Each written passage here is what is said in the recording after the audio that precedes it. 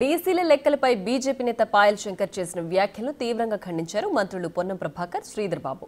ఇంతకీ పాయల్ శంకర్ చేసిన ఆరోపణలేంటి? దానికి మంత్రులు ఇచ్చిన కౌంటర్ ఏంటి? బాగా గట్టిగా మాట్లాడతాడు అధ్యక్ష.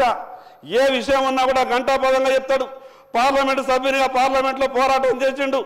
ఈ తెలంగాణ రాష్ట్ర శాసనసభకు ఎన్నికైన తర్వాత మంత్రి అయినాక నేను సంతోషపడ్డా.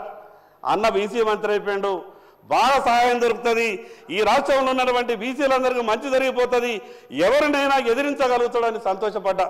కానీ ఇలా పరిస్థితి చూస్తే అన్న కూడా మెత్తగా పడ్డట్టు అనిపిస్తాడు అధ్యక్ష. అన్నకు కూడా ఏమైందో నాకు అర్థమైతే లేదు. అన్న కూడా మెత్తగా పడ్డట్టు అనిపిస్తున్నాడు. మాకు టికెట్లలో అన్యాయం జరుగుతుంది. తీరా ఎమ్మెల్యేలో అటో ఇటో పోతే కాంగ్రెస్ పార్టీలో 7-8 గెలిచింది అనుకుంటా బహుశా. బీసీ ముఖ్యమంత్రి అని ఆఖరి ప్రతిపక్ష నాయకుడు కూడా చేయలేక దయచేసి కాదు పదవి తెచ్చుకుంటే మేము కూడా సంతోషపడతాం. అందరం కూడా శాసనసభ పక్ష నాయకుడు బీజేపీది ఒక బలైన వర్గాలకు ఇచ్చేదాన్ని మీ పార్టీ మీ ప్రధానమంత్రి బీజేపీ అంటాడు, అట్లా అంటాడు. తప్పకుండా వీఆర్ హ్యాపీ. ప్రత్యక్షంగా కనబడతా ఉన్నారు. బలహీన వర్గానికి సంబంధించిన నాయకుడు ప్రసంగం చేస్తూ ఉన్నాడు. సరే, ఈ సందర్భం వారు ముందు సీట్లు వస్తారని ఆశించినాం అధ్యక్ష.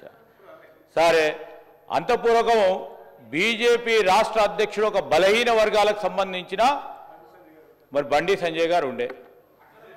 ఎవరు తీసింది అధ్యక్ష? కాంగ్రెస్ పార్టీ వచ్చి తీసింది అధ్యక్ష. ఈరోజు బలహీన వర్గాలకు సంబంధించిన కేంద్ర మంత్రిగా ఉండే బండారు దత్తాత్రేయ గారు ఏమైంది అధ్యక్ష?